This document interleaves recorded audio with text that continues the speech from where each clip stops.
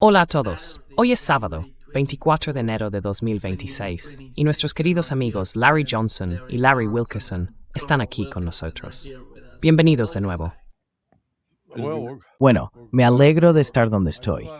Al menos ya sabes, vosotros estáis en las zonas de nieve, donde quiera que estéis. Siento que Stalingrado está avanzando. Coronel, ¿quién es la persona más guapa aquí, sabes? Bueno, indudablemente lo eres.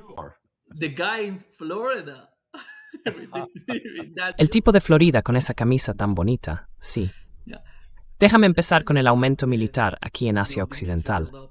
Por lo que oigo de los funcionarios iraníes, cada vez que hablamos de lo que está ocurriendo en Asia Occidental, se lo toman en serio. No dejan de decir, estamos preparados. Cada vez que les pregunto, esa es su respuesta. Y esto es lo que dijo J.D. Vance sobre este aumento militar en Oriente Medio, en Asia Occidental. ¿Y cuál es el objetivo de todo ello?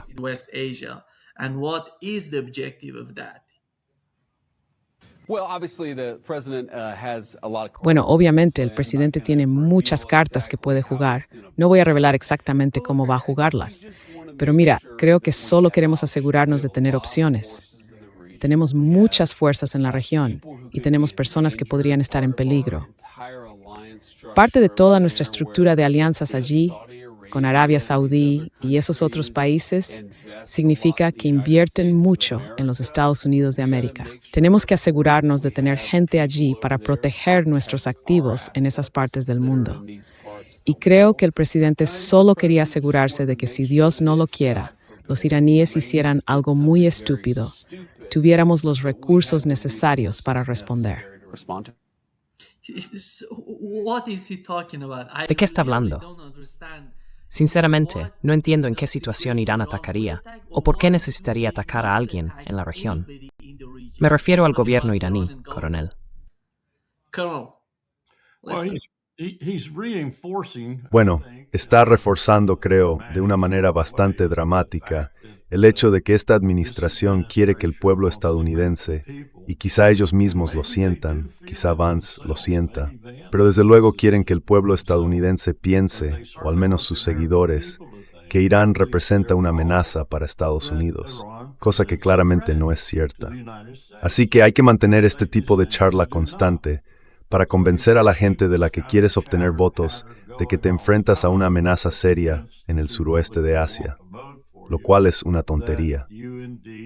Pero ¿cuándo fue la última vez que comprobaste la capacidad del pueblo estadounidense, al menos del 60% de ellos, para distinguir entre lo que es una amenaza real y lo que es una amenaza exagerada?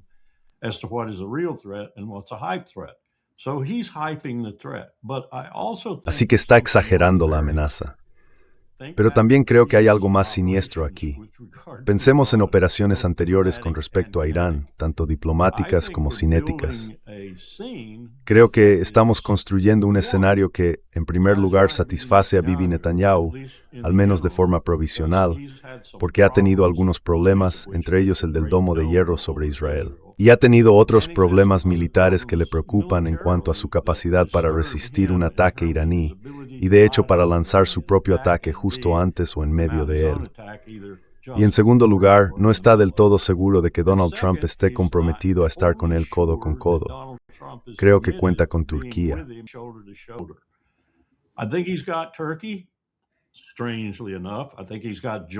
Por extraño que parezca, creo que tiene a Jordania completamente controlada y puede que tenga otros también, pero pienso que está más preocupado por Donald Trump. Y el último punto que quiero destacar es que hay que seguir diciendo este tipo de cosas. He visto una copia bastante fiel del CONOPS, el concepto de operaciones, y todo lo que está ocurriendo ahora mismo en cuanto al despliegue de portaaviones, cazas, aviones de apoyo y otros elementos necesarios para que Estados Unidos lleve a cabo un ataque de tamaño considerable junto con Israel contra Irán, se está poniendo en marcha. Así que tengo que concluir que esto también es una maniobra de presión si no se va a ejecutar.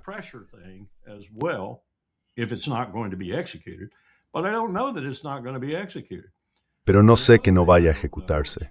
Y lo otro que no sé es si Bibi no ha sacado la carta de Trump, que, según me dicen, ya ha usado antes para conseguir que Trump realizara el bombardeo del sitio nuclear. Y es que está amenazando con usar un arma nuclear si Trump no se une a él. Así que tienes todos esos ingredientes en lo que es cada vez más, creo yo, evidente para todo el mundo y para más y más estadounidenses.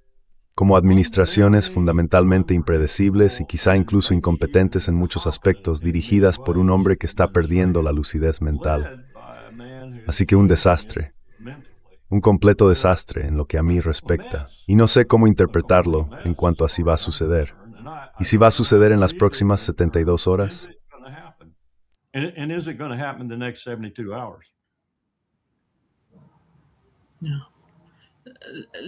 Larry, ¿cómo ves la situación en Asia Occidental y en toda Europa? Bueno, déjame dar un paso atrás. Creo que la clave de todo esto es el control que los sionistas tienen sobre Donald Trump. Puede parecer una desviación de lo que estamos hablando, pero creo que es relevante. Mira quién fue ayer al Kremlin a reunirse con el presidente Putin. Steve Witkoff, un sionista judío. Jared Kushner, un sionista judío.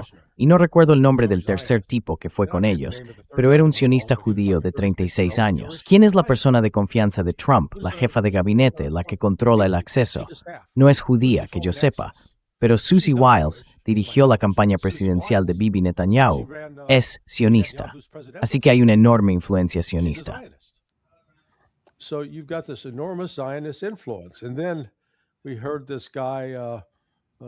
Y entonces escuchamos a este tipo, Lazar, otra vez, otro sionista judío, hablar sobre lo que está oyendo de sus fuentes internas, que en las próximas 72 horas va a haber ataques. Y en ese sentido yo participo en una llamada semanal, y hay un sionista muy destacado en esa llamada que también resulta ser judío, y justo escribió lo mismo el otro día. Así que hay una enorme presión por parte de Israel, a pesar de las tonterías que se difunden diciendo, oh, estamos frenando a Trump, que no lo haga. Tonterías. Esto se está haciendo realmente por orden y con el estímulo de los israelíes. La gran diferencia es que esta vez Irán está preparado.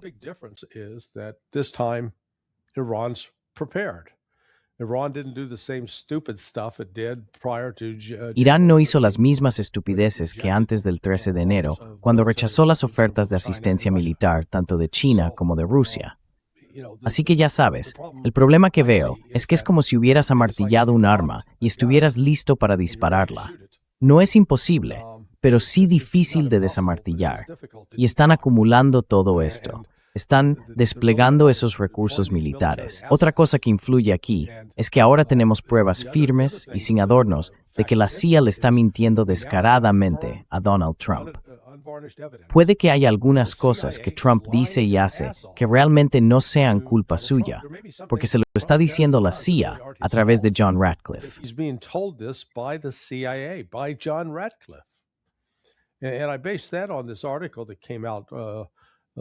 Basé eso en un artículo que salió a principios de esta semana en Substack, escrito por Seymour Hersh, donde hablaba sobre la guerra y la situación en Rusia y la guerra en Ucrania.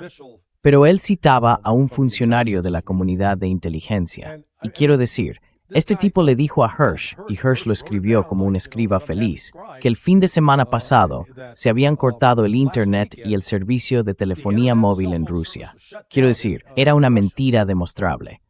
Pero mi punto es que, cuando tienes a la comunidad de inteligencia diciéndote cosas como, oh sí, señor presidente, si atacas Irán con 300 misiles de crucero Tomahawk, colapsarán, no podrán resistirlo.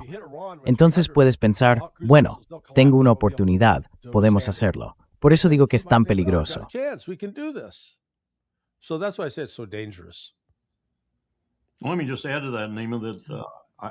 Permíteme añadir algo a eso, Nima. Creo que también estamos viendo una situación Epstein renovada e incluso más profunda. Y no descarto ni por un momento que Trump utilice algo así, aunque solo sea el alboroto por un posible ataque o despliegue, pero desde luego un ataque que va a torcerse muy rápido para desviar la atención de Epstein. La cosa se está poniendo seria en las entrañas del Congreso. Y hasta hay republicanos que no habrías pensado que se interesarían por más revelaciones que ahora sí lo están.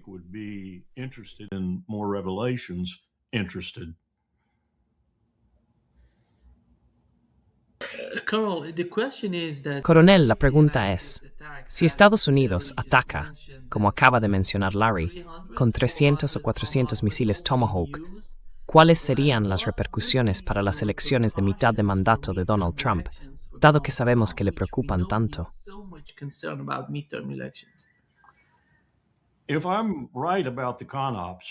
Si tengo razón sobre el CONOPS, el concepto de operaciones, que intentan llevar a cabo, llamémoslo un movimiento de pinza, por así decirlo, entrarían en el Mediterráneo Oriental con un portaaviones y se deslizarían hacia el mar Arábigo Septentrional y el mar de Omán con el otro portaaviones, el Lincoln. Todos los recursos de esos portaaviones se activarían y con 2 portaaviones posicionados de esa manera, más el apoyo logístico de lugares como Jordania y Turquía, podrían realizar operaciones las 24 horas del día. Normalmente se necesitan 3 portaaviones para eso, pero dado que también estarían enviados desde Al-Udeid y otras bases, podrían lograrlo. No se trata de 300 misiles de crucero.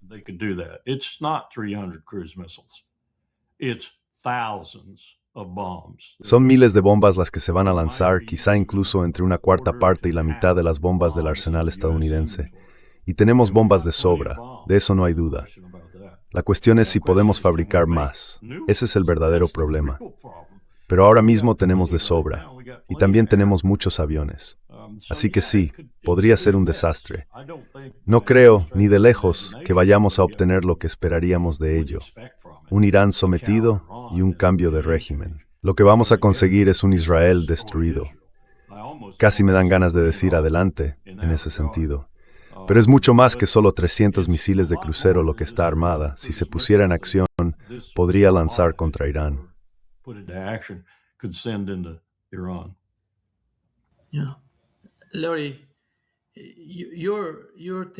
Larry, ¿qué opinas del aumento militar? El coronel acaba de mencionar que realmente pueden incrementar la cantidad de munición y bombas que tienen en la región. ¿Crees que ese llamado Consejo de la Paz que ha creado Donald Trump, la nueva ONU, tiene algo que ver con eso?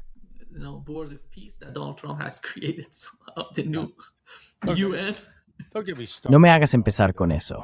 Dios mío, me vas a subir la tensión. ¿Dónde está mi medicación para la tensión? En el último informe de Netanyahu, creo que la cita fue fase 2. No hay fase 2. Me da igual. Matando a gazatíes.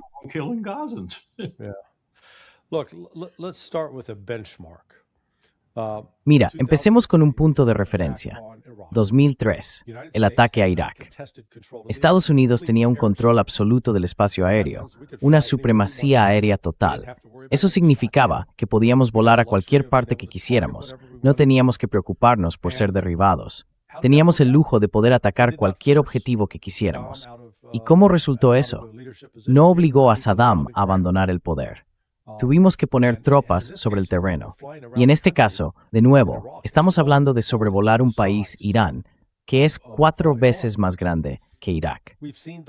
Ya hemos visto las limitaciones del poder aéreo militar estadounidense.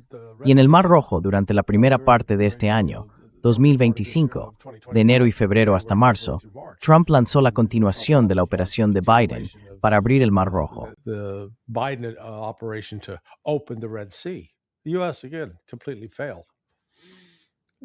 Estados Unidos volvió a fracasar por completo. Por eso digo que tenemos a estos guerreros de sillón que han jugado demasiados videojuegos. No entienden el tiempo ni la distancia. No entienden las fortificaciones. Irán no ha estado apilando sus misiles balísticos en la superficie. Los ha estado construyendo y almacenando en instalaciones subterráneas seguras que son muy difíciles de destruir y, lo que es más importante, difíciles de localizar para Estados Unidos. Lo a cambio es que Irán viene de disponer de amplios sistemas de defensa aérea en junio. Yo había supuesto que los tenía en junio. No así.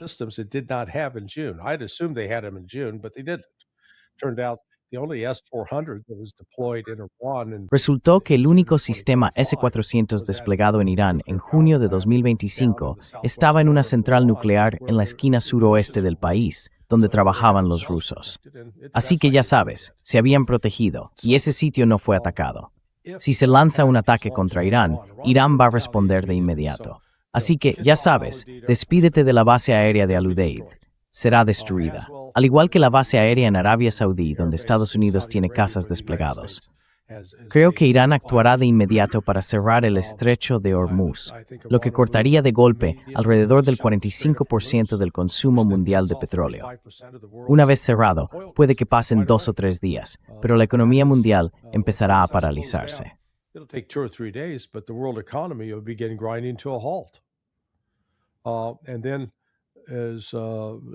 Y luego, como señaló el coronel Wilkerson, Israel va a recibir una paliza. Tengo un amigo que sigue siendo oficial de la Fuerza Aérea y me dijo, bueno, tenemos la capacidad de detener los misiles de Irán. Yo simplemente le respondí, ah, ¿sí? Entonces, ¿por qué no lo hicimos en junio? Porque teníamos todos esos sistemas de defensa aérea. Estamos confiando en los THAAD y los Patriot. Prácticamente todo lo que le queda a Estados Unidos en su inventario se ha enviado allí. Esos son completamente ineficaces contra los misiles hipersónicos que Irán sí posee. Quiero decir, se ha demostrado, lo hemos visto. Algunos dicen no los tienen, me da igual cómo los llamen.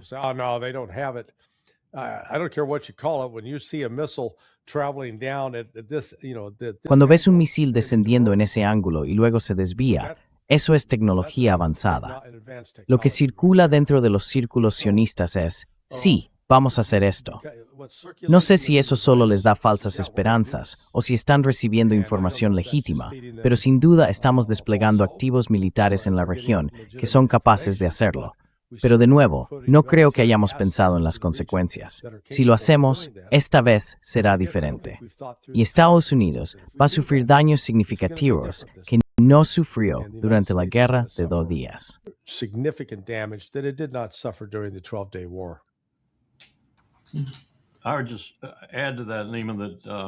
Solo añadiría a eso, Lehman, que comparar Irak y el 80% de los bombardeos de la Segunda Guerra Mundial con lo que ocurriría ahora realmente no es una buena comparación. Bill Clinton, en 4 días, causó más daños a Irak que todos los bombardeos preparatorios de Desert Shield y Desert Storm, porque aquellos fueron un 99% de municiones guiadas de precisión, algo muy distinto. No intento discutir con Larry. Solo digo que la devastación que podemos producir ahora va a ser muy superior a la que causamos en Irak desde el aire. Dicho esto, creo que Larry tiene toda la razón respecto a la correlación de fuerzas tal como está ahora. Creo que vamos a meternos en una picadora de carne y va a ser devastador. Pero no quiero restar importancia a la devastación que se va a infligir en el lugar donde te encuentras ahora. Sí, no estoy en desacuerdo con eso, pero creo que hay una tendencia por parte de Estados Unidos a sobreestimar su capacidad para luchar y disputarlo. Forgetly strange yours, Nady.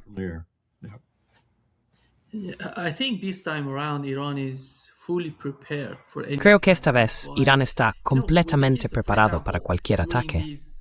Por eso, por ejemplo, durante aquellos disturbios manipulados aquí en Irán, vimos cómo los iraníes fueron capaces de desconectar Starlink, algo que nadie había hecho antes.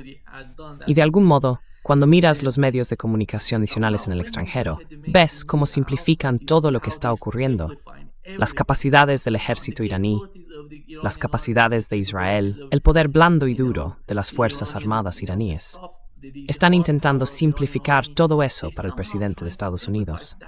Larry acaba de mencionar, coronel, cómo la CIA es capaz de manipular a Donald Trump.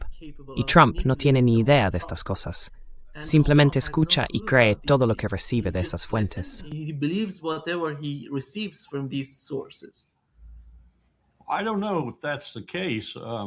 No sé si ese es el caso. Creo que si es Laura Loomer o su jefe de gabinete quien le entrega algo, podría prestarle algo de atención. Pero no estoy seguro de que le dé mucha importancia a Ratcliffe o a Tulsi Gabbard o a cualquier otra persona de la comunidad de inteligencia. No tengo ninguna duda de que Ratcliffe trabaja para Bibi Netanyahu. Quiero decir, bien podría trasladar su bandera a Jerusalén o a Tel Aviv, da igual, y trabajar directamente para Bibi. Y no tengo ninguna duda de que la CIA está inventando algunas cosas que no son ciertas igual que hicieron cuando nos estábamos preparando para ir a la ONU a hacer la presentación en 2003. Eso se les da muy bien.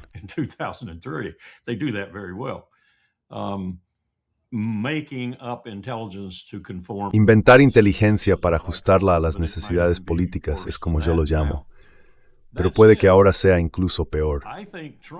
Dicho esto, creo que Trump ha tropezado con una estrategia que intentó articular en Dallas, pero lo hizo de una forma muy deficiente. Quizá lo hizo intencionadamente, no lo sé. Creo que su demencia empeora cada día, aunque quizá eso también sea una tapadera, no lo sé. No creo que lo sea. Creo que es una demencia real la que está ocurriendo, y vamos a tener que hacer algo al respecto. Pero no se va a aplicar la enmienda 25 para hacerlo, porque la gente nunca va a renunciar a su poder.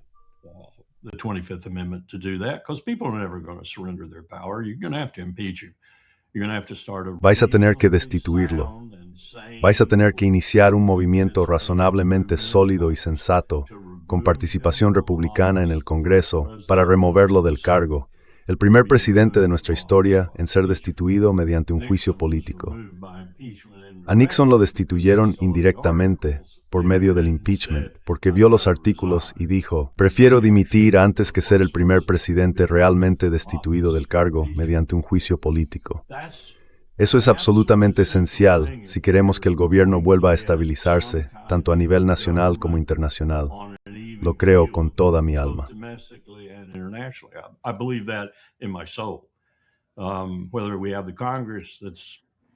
Que tengamos o no un Congreso con el valor suficiente para hacerlo es otro asunto.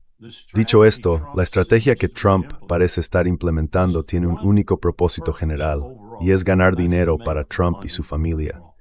Y Larry tiene toda la razón sobre que esos tipos están en Rusia. Son emisarios de ese movimiento. El hecho de que, hasta donde yo sé, no haya hecho ningún acuerdo sustancial con Putin, ni mayor acercamiento explícitamente entre caballeros del que Putin ignora para continuar más allá del 26 de febrero, cuando expire el nuevo START, es sencillamente absurdo.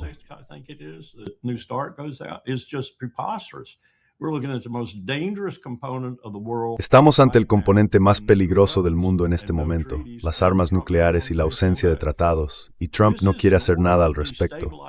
Esto pretende desestabilizar aún más un mundo que él ya ha contribuido bastante a desestabilizar. Muchas gracias. Porque una vez más, él piensa, gracias a sus supuestas habilidades increíbles, no tengo ninguna autoridad por encima de mí, solo mi moralidad es la autoridad sobre mí. Cree que puede situarse por este mundo caótico que está creando deliberadamente. Y por tanto, cualquier cosa que ocurra ahora que se salga de lo común encaja con esa estrategia. Y eso es una confesión tremenda si es cierta.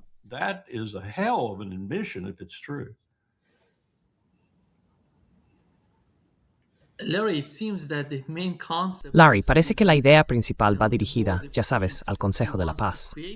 Quiere crear algo parecido a la ONU y quiere dirigirlo. Quiere recibir dinero de varias fuentes y quiere tener el dinero para gastar y conservar. No lo sé.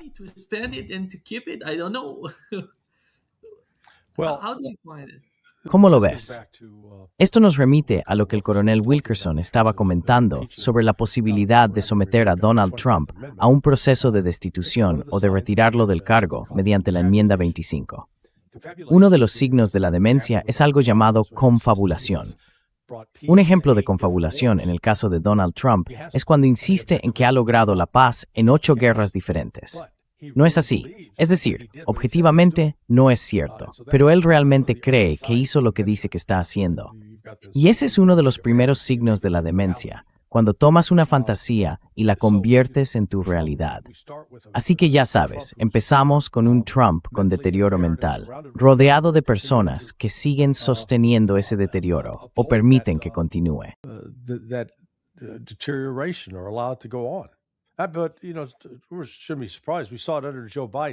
Pero ya sabes, no deberías sorprenderte. Lo vimos también con Joe Biden.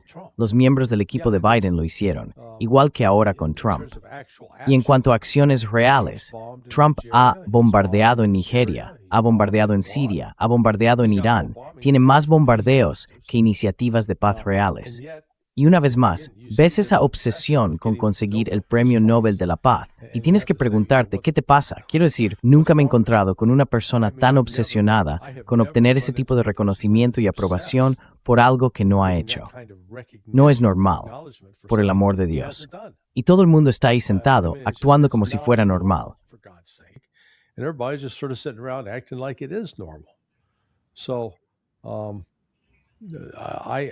Así que el problema es que Trump sigue siendo en cierta medida un responsable de decisiones dentro de su administración, pero en realidad no la controla.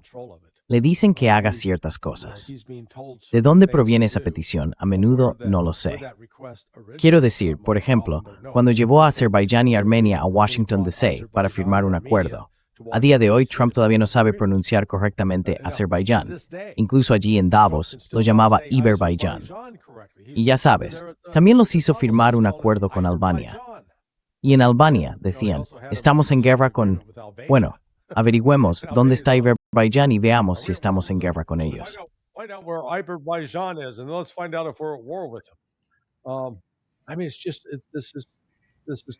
Quiero decir, es simplemente un teatro del absurdo.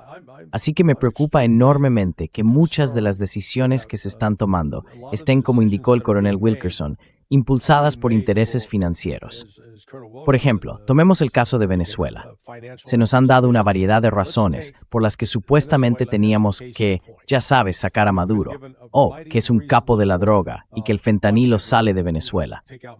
Sin embargo, basta con ir al informe INSI-ERROR del Departamento de Estado, el informe de la Estrategia Internacional de Control de Narcóticos. El 99% del fentanilo incautado al entrar en Estados Unidos proviene de México, un 1% de Canadá y 0% de Venezuela.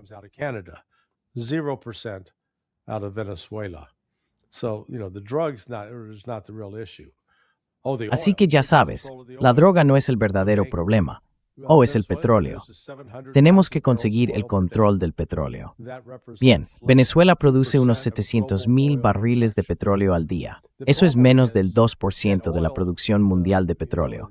El problema es que el petróleo, bueno, es así. Si tienes una taza de café y metes una pajita para sorber el café, no hay problema. Pero si pones mantequilla de cacahuete en esa taza de café e intentas sorberla, es muy difícil. El petróleo de Venezuela es así. Es muy espeso, como la mantequilla de cacahuete. Y una vez que lo extraes, tienes que refinarlo. No puede ir a cualquier refinería normal. Tiene que ir a una especializada.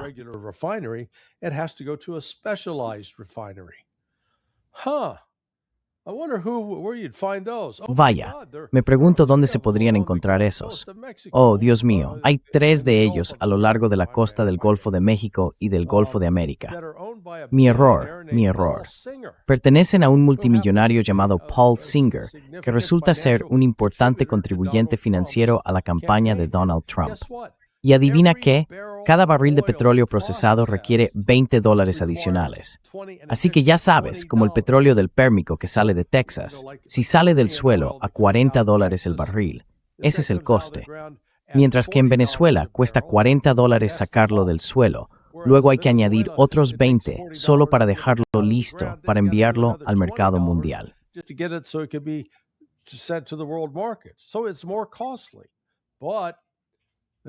Así que es más costoso. Pero el señor Singer está haciendo caja cada vez, porque cuando tienes 700,000 barriles de petróleo al día, y todo eso necesita refinarse, solo multiplícalo por 20. Estás hablando de $15 millones al día. Vaya, 15 millones al día durante 10 días son 150 millones. Y esos 150 millones durante, haz las cuentas, estamos hablando de $1,000 millones o más. Entonces, ¿es por eso que Trump realmente fue contra Venezuela? ¿Para enriquecer a su amigo? Y quizá el señor Singer va a darle a uno de los chicos de Donald Trump una parte del negocio. Eso me parece más probable que cualquier otra cosa. That seems more likely to me than anything else.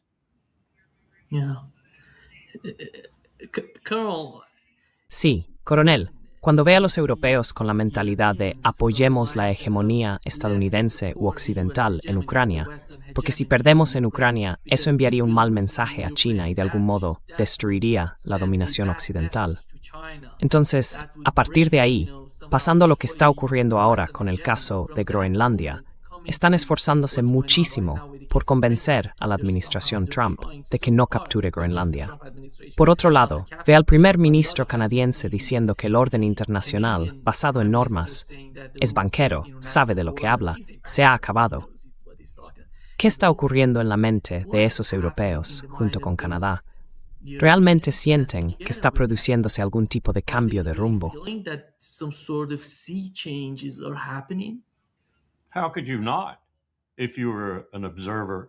¿Cómo no podrías hacerlo si fueras un observador de la escena mundial? Está ocurriendo sin Donald Trump.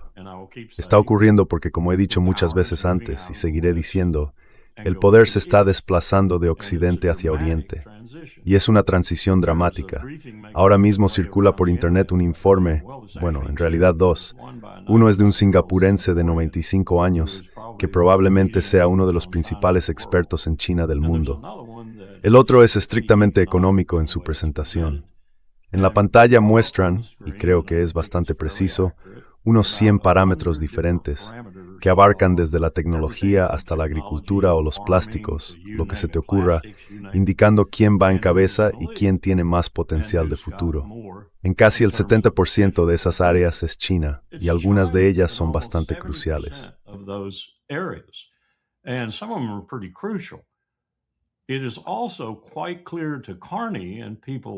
También está bastante claro para Carney y para personas como él, que observan el mundo, es un hombre de negocios en realidad, no un tipo como Trudeau. Cuando miran el mundo ven esta fuga de poder. Lo que está ocurriendo es que Estados Unidos, de una manera muy incoherente en mi opinión, intenta con esta especie de estrategia jovesiana, como la he llamado, desviar eso, frenarlo, detenerlo, lo que sea. Gran parte de la motivación de Venezuela, por ejemplo, fue enseñar a otros líderes sudamericanos lo que podemos hacerles, porque China nos está tomando la delantera en Sudamérica, y de forma enorme. El 60% del comercio con la mayoría de las principales naciones de Sudamérica, incluida la suya, es con China, no con Estados Unidos. Es un cambio enorme en 15 o 20 años, y está ocurriendo casi en todas partes del mundo, como señalaba ese singapurense de 95 años. Y no nos gusta. No nos gusta nada.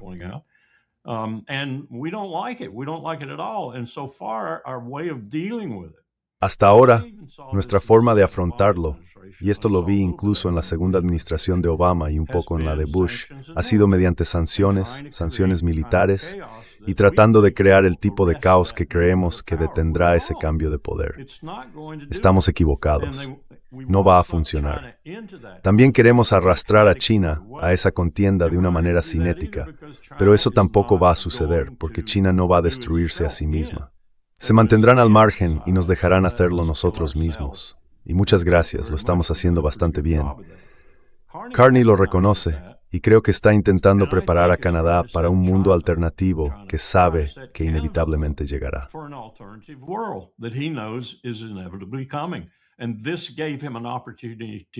Y esto le dio la oportunidad de hacerlo de manera bastante dramática debido a la incompetencia de Trump al tratar con ese mismo mundo. No creo ni por un momento que a Carney le guste lo que está haciendo, o que lo disfrute, o que sienta que no supone una verdadera ruptura con el pasado. Lo es, pero entiende que tiene que suceder para poder adaptarse al creciente poder de China y de los aliados de China. Estamos hablando probablemente de alrededor del 60% del PIB mundial reunido en torno a ese grupo, si no más. Piensa en 1945, cuando teníamos el 51% del PIB y el resto del mundo estaba postrado a nuestros pies. Nunca volveremos a eso.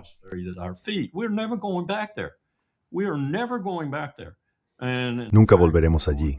De hecho, nos estamos alejando aún más de eso, y China está tomando el control. Eso enfurece a mucha gente en este país, especialmente a muchos de esos multimillonarios que se esconden en las sombras detrás de Trump. quieren hacer algo al respecto, y de vez en cuando quieren hacer algo cinético al respecto. Cosas como Irán y Venezuela y similares están dirigidas tanto a China, diciéndole fuera de aquí, como a cualquier cuestión específica relacionada con esos países. Aparte de eso, como Larry tiene todo de enriquecer a Trump y a sus compinches, gente como Singer y otros que se dedican a producir diésel a partir de crudo pesado.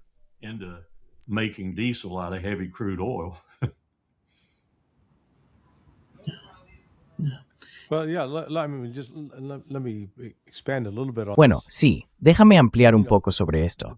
Sabes, la gente en Estados Unidos que se alarma tanto por esta amenaza de China me recuerda al tipo que se mudó a Minnesota. Se despierta en diciembre, ve nieve en el suelo y se sorprende de que haya nieve en el suelo. Dios mío, ¿de dónde ha salido la nieve? Pues eso es lo que hay en Minnesota en invierno. Los chinos, en cuanto a su implicación económica en Centroamérica y Sudamérica, por el amor de Dios, esto no ha sido ningún maldito secreto. Llevan haciéndolo, ya sabes, desde hace 30 años, según mi experiencia personal. Quiero decir, cuando fundamos Berg Associates en 1998, hicimos muchas investigaciones sobre falsificación de productos en la zona libre de Colón, en Panamá.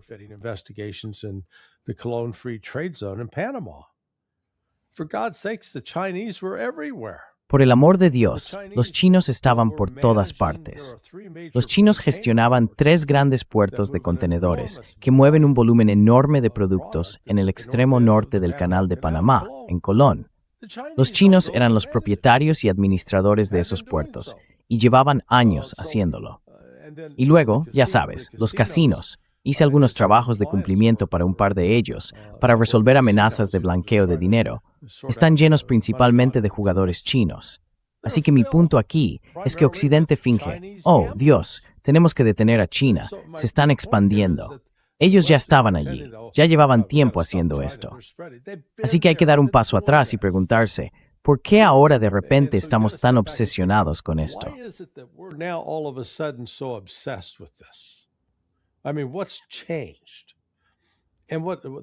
Quiero decir, ¿qué ha cambiado? Lo que veo que ha cambiado es que Estados Unidos, por sus propias heridas autoinfligidas, al destruir su propia base industrial, mientras China ha seguido felizmente construyendo la suya, estamos enfadados con ellos por hacer lo que nosotros no hemos sido capaces de hacer, o por hacer lo contrario de lo que ellos han hecho. Y nuestra actitud, sin embargo, es, recordemos, que parte de lo que está ocurriendo en China sucede por nuestra apertura hacia China en tiempos de Nixon. Ellos han respondido a eso, pasando de ser un estricto Estado comunista agrario a, ya sabes, nos gusta decir que son un Estado comunista, pero por Dios, si eso es comunismo, entonces deja al capitalismo en ridículo.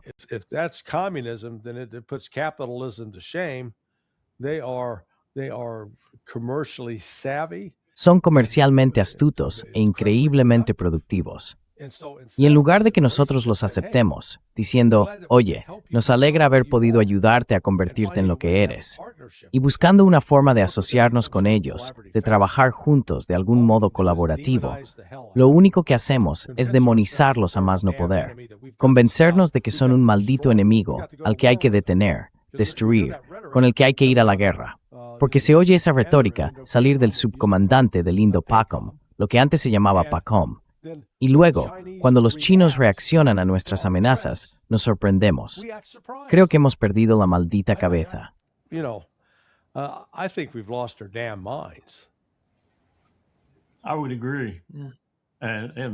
Estoy de acuerdo. Y este singapurense de 95 años, lo recomiendo a cualquiera que quiera verlo, está en YouTube. Deng Xiaoping expresó esencialmente exactamente lo que Larry acaba de describir hace ya mucho tiempo. Y estoy seguro de que no esperaba en absoluto tener tanto éxito en utilizarnos para destruirnos a nosotros mismos. Pero eso es, en esencia, lo que hemos hecho. Gran parte de este cambio económico está ocurriendo porque cometimos muchos errores. Insider resmotive data que nuestras empresas en el país y falas en China.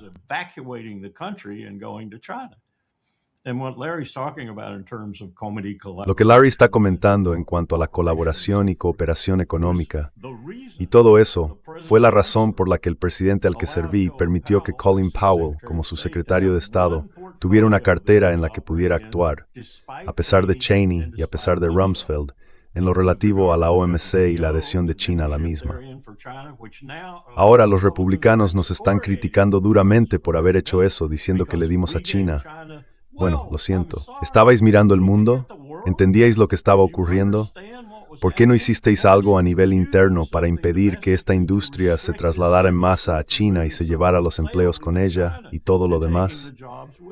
Esto es tanto culpa nuestra como lo es del arte, la estrategia o la competencia de China.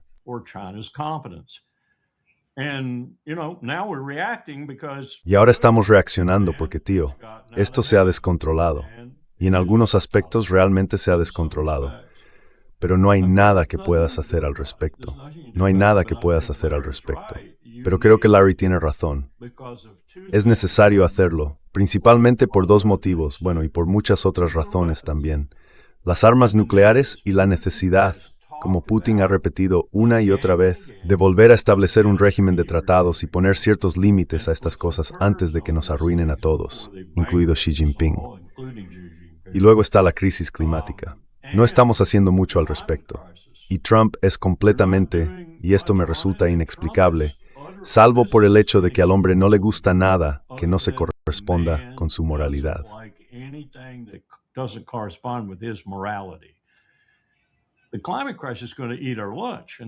La crisis climática va a devorarnos, y va a empezar a hacerlo cada maldito año que pase, cada vez más, hasta que llegue el final del siglo, cuando ya sea demasiado tarde para hacer nada, y estemos todos flotando por ahí, intentando averiguar qué hacer porque la nueva tecnología no nos ha llevado a Marte ni a ningún sitio parecido. La situación en 1991-92 era: construyamos un mundo en el que todos podamos cooperar y colaborar, porque teníamos estos desafíos, entre ellos las armas nucleares. Luego tuvimos una serie de presidentes que no sabían lo que hacían y que en su mayoría servían a los mismos intereses que vemos ahora detrás de Trump, y lo estropearon todo. Y entonces llega Trump para ponerle la guinda a ese desastre, y eso es básicamente lo que está haciendo.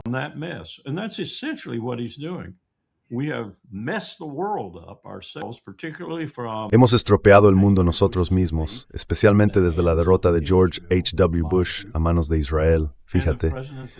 Y los presidentes que vinieron después de él eran inexpertos, en algunos casos sumamente inexpertos, y escucharon a esa gente e hicieron lo que les pedían. Desde la estrategia de Clean Break hasta lo que Trump está haciendo ahora con Israel, que es sencillamente inconcebible que un líder de un país haga con el líder de otro país. George Washington se revolvería en su tumba, daría vueltas en su tumba por ello. Así estamos. Independientemente de quién sea el gigante en el mundo, nosotros ya no lo somos. Y estamos enfadados por eso. ¿Qué otra cosa motiva a personas como J.D. Vance y otros en torno a Trump, que quizá tengan cerebro pero que más o menos cooperan con él en su idiotez?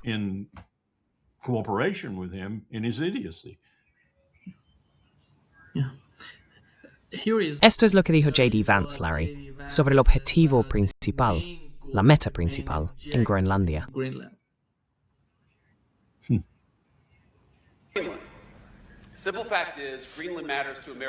El simple hecho es que Groenlandia importa para la seguridad nacional estadounidense, porque toda nuestra defensa antimisiles depende de la seguridad en el Ártico. Los medios, obsesionados con Groenlandia, Groenlandia, Groenlandia, se olvidan por completo de por qué es importante. Y si Dios no lo quiera, no digo que vaya a ocurrir pronto, pero ¿qué pasaría si un país extranjero lanzara un misil contra Estados Unidos? Necesitaríamos tener control sobre el Ártico para derribar ese misil. Todo nuestro sistema de defensa antimisiles depende de esa seguridad ártica.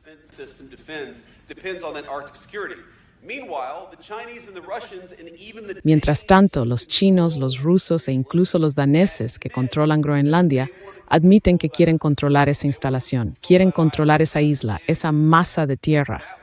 Eso nos haría más débiles. Eso pondría a nuestro país en mayor peligro.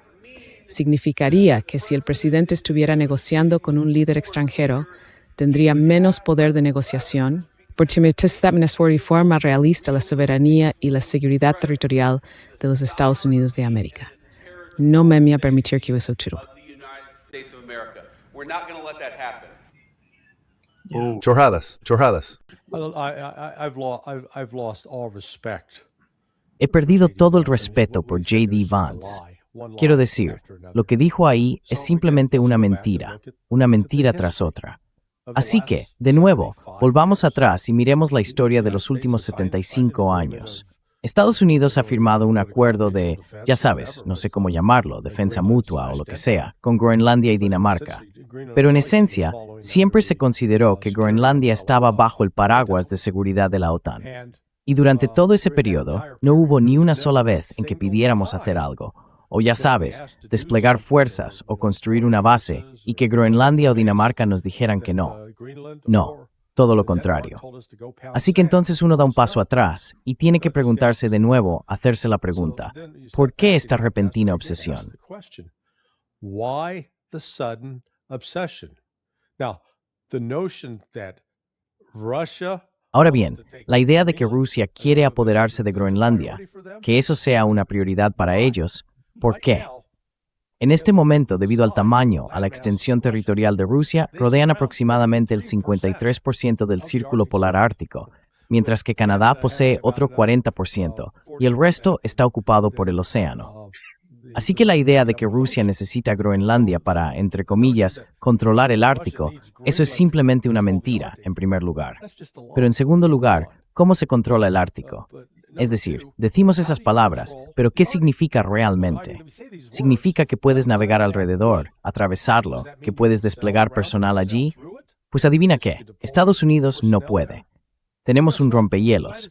En realidad tenemos dos, pero uno está averiado. Así que solo nos queda uno.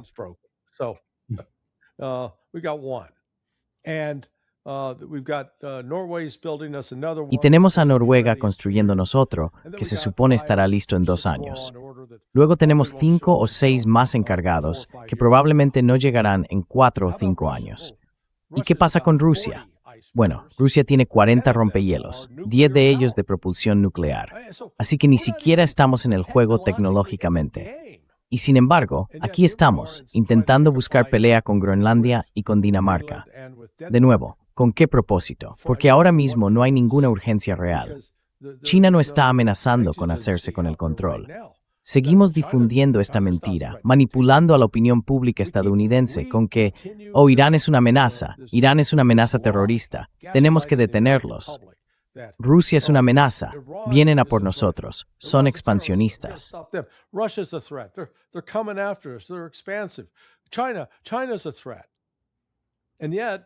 China es una amenaza. Y sin embargo, toma esos 3 países, suma su número total de bases militares en el extranjero, suma las veces que han atacado a otros países, matado a personas, a ciudadanos de otros países. ¿Y sabes qué? El único país que encabeza esa lista no es China, ni Rusia, ni Irán. Es Estados Unidos. Si seguimos la definición de terrorismo de Bibi Netanyahu, que yo respaldo, la presentó en el programa Crossfire de Bill Buckley en 1987, la definición era muy simple, elegante, el uso de violencia contra civiles y fines políticos. Según esa definición, el país número 1 es Estados Unidos. By definition, is the United States. Indisputable. Indiscutible. Sabes, como mínimo causamos la muerte, contribuimos a la muerte de 500,000 iraníes durante la guerra entre Irán e Irak, por nuestro apoyo a Saddam Hussein y por haber proporcionado los productos químicos precursores que se usaron para fabricar gas mostaza contra los iraníes. Sabes, no fue Rusia quien invadió Afganistán ni Irak 2 veces. Y francamente, no fue Rusia quien inició la guerra civil en Siria. Fuimos nosotros. Tenemos, ya sabes, cubos de sangre en las manos. Y pasamos todo nuestro tiempo demonizando a esos otros países, afirmando que representan una enorme amenaza para nosotros, cuando en realidad somos la mayor amenaza para nosotros mismos, no ellos.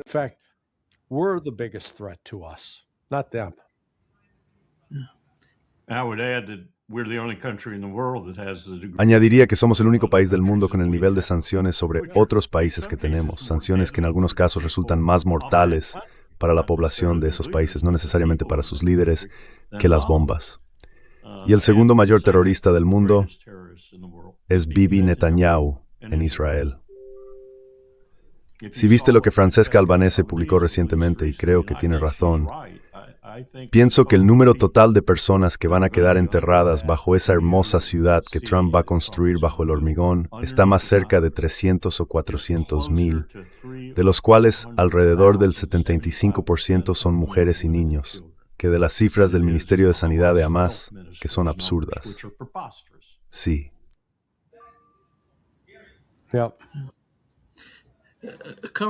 Coronel, ¿cuál es el objetivo si lo que acaba de decir J.D. Vance no es cierto? ¿Cuál es el objetivo en Groenlandia? ¿Qué me dices de nuestro embajador en Dinamarca, el hombre que Donald Trump envió para representar a Estados Unidos allí? Mira sus comentarios. Es multimillonario. Ahora mismo no recuerdo su nombre y espero no volver a oírlo nunca.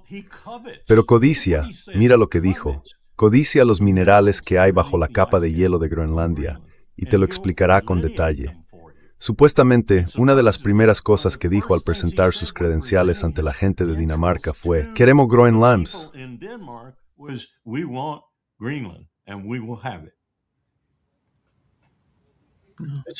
Este es el embajador de Trump. Sí, su nombre creo es Ken Howery. Solo búscalo. Sí. Sí, bueno, eso es lo otro que seguimos escuchando. Vamos a Venezuela, supuestamente, porque tienen minerales de tierras raras. Vamos a Groenlandia, porque tienen minerales de tierras raras. Tenemos minerales de tierras raras aquí en Estados Unidos.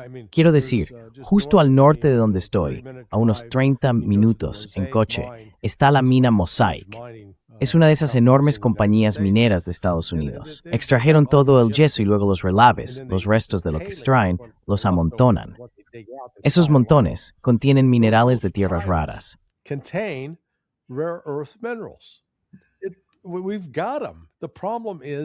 Los tenemos. El problema no son los minerales de tierras raras en bruto, sino el procesamiento. Solo hay un país en el mundo preparado para realizar el procesamiento a nivel industrial de ese material, y ese país es China. Por eso China tiene el monopolio de los minerales de tierras raras. No es que los minerales de tierras raras sean realmente tan escasos o que solo se encuentren en ciertos lugares, son bastante abundantes. Pero es el procesamiento, por el amor de Dios.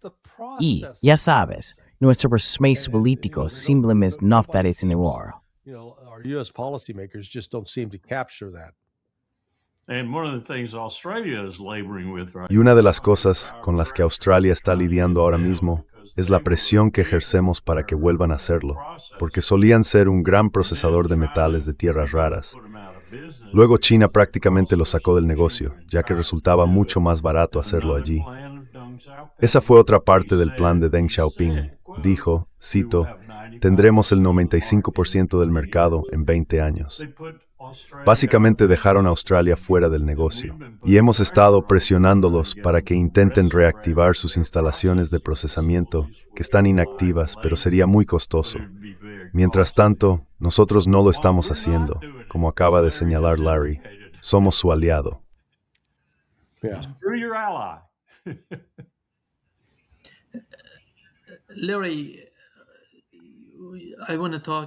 Larry, quiero hablar un poco sobre lo que está ocurriendo en Siria, porque las dos fuerzas que de algún modo cuentan con el apoyo de la administración Trump, los kurdos y el actual gobierno en Siria, el actual gobierno del HDS, han liberado, a raíz de esta lucha, de esta confrontación que se vive en Siria, a combatientes del ISIS. Y sabemos que eso es motivo de gran preocupación, especialmente en esa región. Incluso Irak dijo, envíenlos a las prisiones de Irak, solo para evitar cualquier tipo de caos a causa de estas personas. No son personas corrientes, son extremadamente peligrosas. Y sabemos cuánto han intentado todos los países de la región mantenerlos encerrados. Entonces, ¿qué está haciendo la administración Trump? ¿Qué quieren hacer para evitar que eso vuelva a suceder?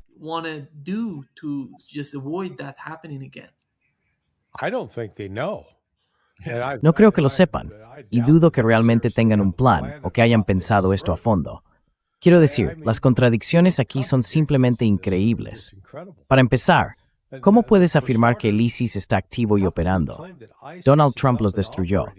Nima, ¿por qué odias a Estados Unidos? Nima, why do you hate America?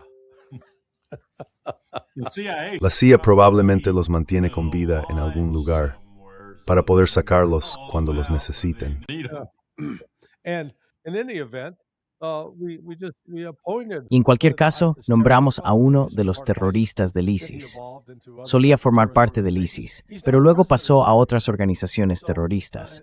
Ahora es el presidente de Siria. Así que están demasiado ocupados matando a cristianos y alawitas. Y luego está el apoyo de larga data a los kurdos.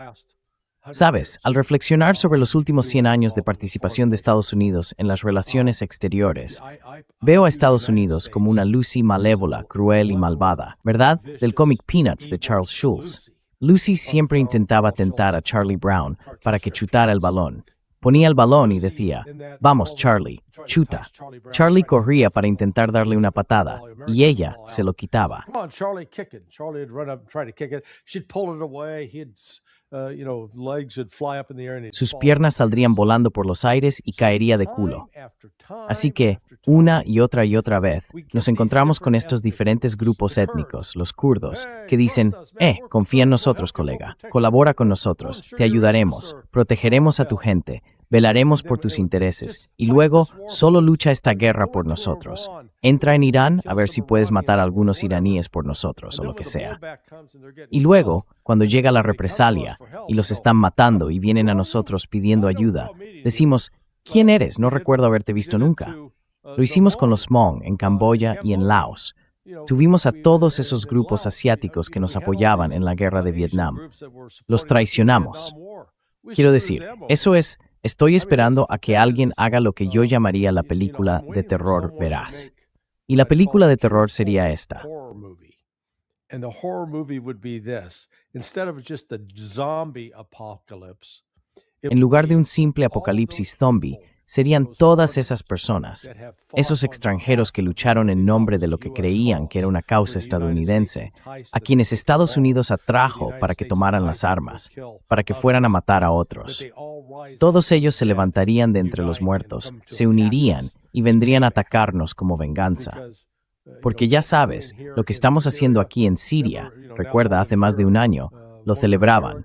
Oh, Rusia ha sido expulsada, Irán ha recibido un golpe en la nariz, tenemos esto bajo control. Y hoy, los dos bandos que supuestamente apoya a Estados Unidos se están matando entre sí en una guerra en toda regla. Turquía lucha por tener influencia e Israel también. Así que lo único en lo que somos buenos es en destruir cosas.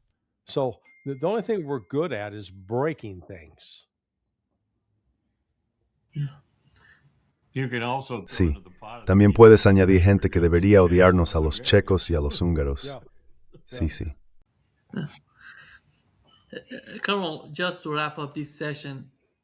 Coronel, solo para concluir esta sesión, creo que una de las preguntas más importantes que tienen ahora mismo los europeos en mente es cómo tratar con la administración Trump, o con quien pueda venir después de Donald Trump, quizá J.D. Vance.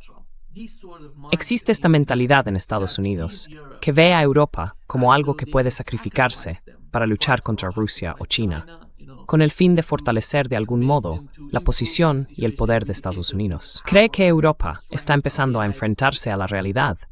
¿O siguen tan insensibilizados que no quieren entender lo que está ocurriendo? Porque depender tanto de Estados Unidos les resulta doloroso, como podemos ver ahora mismo.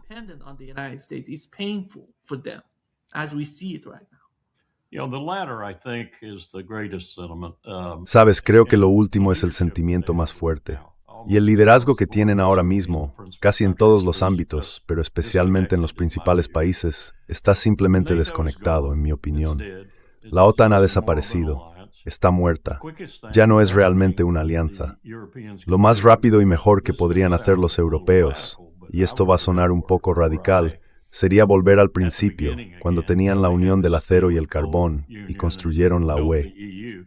Yo eché a todas las personas que dirigen ahora, y la reconstruiría por consenso del liderazgo, si pudieras conseguirlo.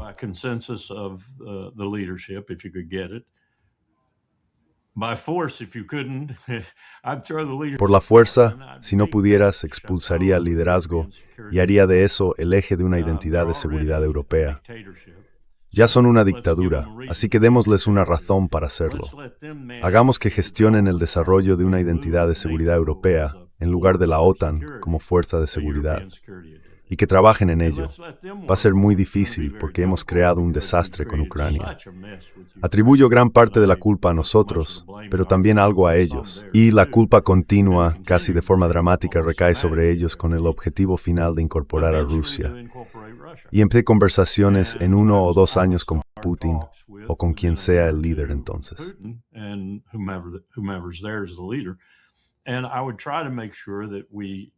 Y yo intentaría asegurarme de que desarrollemos esta arquitectura teniendo a Rusia en mente. Quizá lleve 10 años llegar realmente a ese punto. Pero Europa necesita hacerse cargo de su propia seguridad y necesita que las potencias más destacadas asuman el liderazgo en esto, tal como lo hicieron en la Unión del Carbón y del Acero y en el camino hacia la UE, la moneda común y todo lo demás. Si no lo hacen, veremos una Europa que se repliega sobre sí misma y se parece mucho más a la Europa de los años 30, por así decirlo, con la tecnología moderna y demás, profundizando este cambio tan profundo en lugar de cualquier otra cosa. Y en mi opinión, sería una tragedia.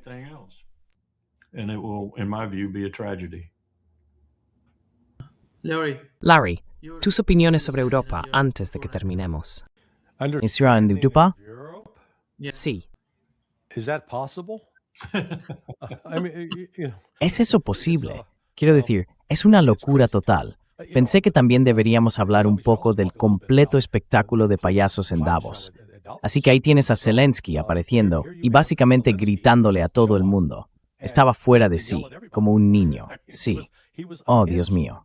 Y luego, a partir de eso, Donald Trump se reúne con él y afirma que sí, ha conseguido un acuerdo de Zelensky para hacer concesiones territoriales, como ceder el Donbass. Y luego, a las pocas horas, Zelensky básicamente dice, ni de broma, yo no dije eso, es una locura. Así que tienes eso. Tienes a Europa completamente humillada por Donald Trump. Quiero decir, las cosas que Trump y su equipo, Scott Bessent y Howard Lutnick, el secretario de Comercio, Bessent, el secretario del Tesoro, quiero decir, estaban, ya sabes, insultando a Trump. No es que no se lo merecieran.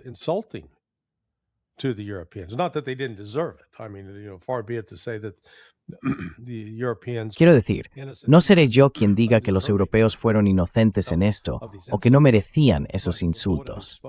Pero lo que esto puso de manifiesto es que Europa es un territorio vasallo, que está completamente sometido al dominio de Estados Unidos y que no tiene ni un ápice de autoestima ni los recursos económicos o militares necesarios para afirmarse. Pero ya sabes, no ayuda que por muy locos que estén, se vean contrarrestados por un tipo igual de loco en Washington, D.C., otra vez Donald Trump. Esa ansia de apoderarse del Ártico con falsos pretextos o de apoderarse de lo verde para poder asegurar la región ártica. Y uno tiene que preguntarse, ¿qué demonios significa eso de asegurar la región ártica? ¿Vamos a qué? ¿Desplegar una flota de rompehielos que ni siquiera tenemos para básicamente crear un perímetro de seguridad y decir, no podéis navegar aquí sin nuestro permiso?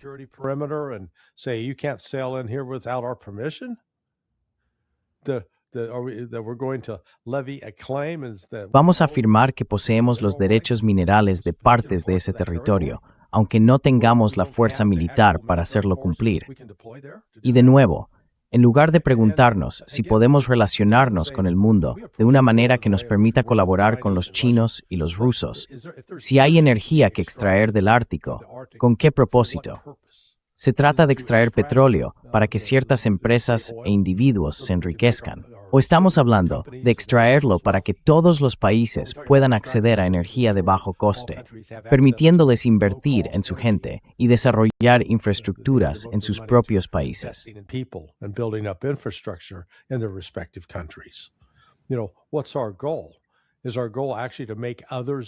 ¿Cuál es nuestro objetivo? ¿Es realmente mejorar a los demás? ¿O es subyugarlos, utilizarlos en nuestro propio beneficio sin importar lo que les ocurra? Creo que toda esta reunión de Davos fue una señal de que todo el orden económico internacional se está desmoronando y que Occidente se encuentra en una especie de situación desesperada. No saben qué hacer. Han estado dirigiendo el espectáculo, conduciendo el autobús, controlando las cosas durante más de 70 años, y de repente ya no tienen el control. Lo que Rusia y China están haciendo juntos bajo el paraguas de los BRICS les está aterrando.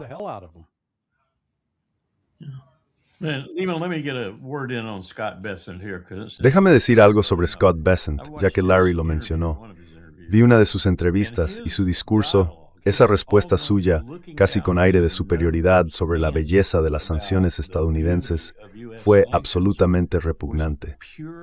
Quiero decir, hablaba como si las sanciones de Estados Unidos fueran el alfa y el omega del mundo, la clave de todos los aspectos de las relaciones internacionales, y como si Estados Unidos supiera exactamente cómo hacerlo. Y Scott Bessent era el mayor arquitecto de ellas sobre la faz de la Tierra.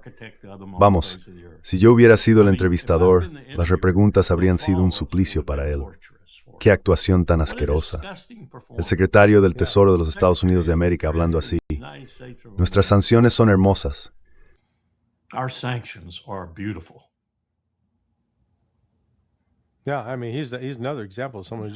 Sí, quiero decir, es otro ejemplo de alguien que está completamente desconectado de la realidad. Y eso es lo que resulta tan alarmante de toda esta administración de Trump. Quiero decir, una cosa es centrarse en Donald Trump y decir que todo esto trata sobre Donald Trump, pero a Trump lo está respaldando todo un grupo de aduladores que le dicen que es el más grande, el mejor y el más inteligente. Y ya sabes, no puedo culparle. A todos nos gusta cuando nos halagan, y entonces dejas de mirarte a ti mismo con objetividad.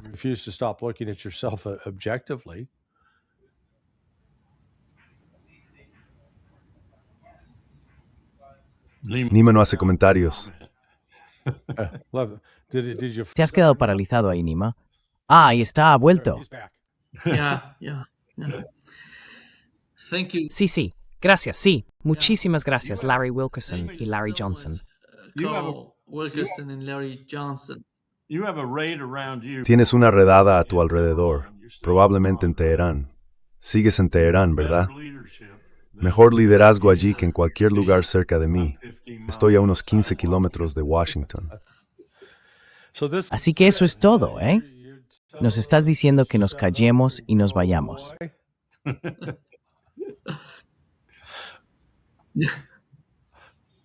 Lo tomaré como un sí. Sí, tú es Wosoips. No te oye, ahora. Gracias. Y Larry por soy. ¿Sí oís ahora? Muchas gracias. Dije eso. Acabas de decirnos que nos callemos y nos vayamos. ¿No puedes oírnos? ¿Sí? Vale. Adiós, adiós. Okay. Bye-bye. Adiós. Nos vemos pronto. Adiós.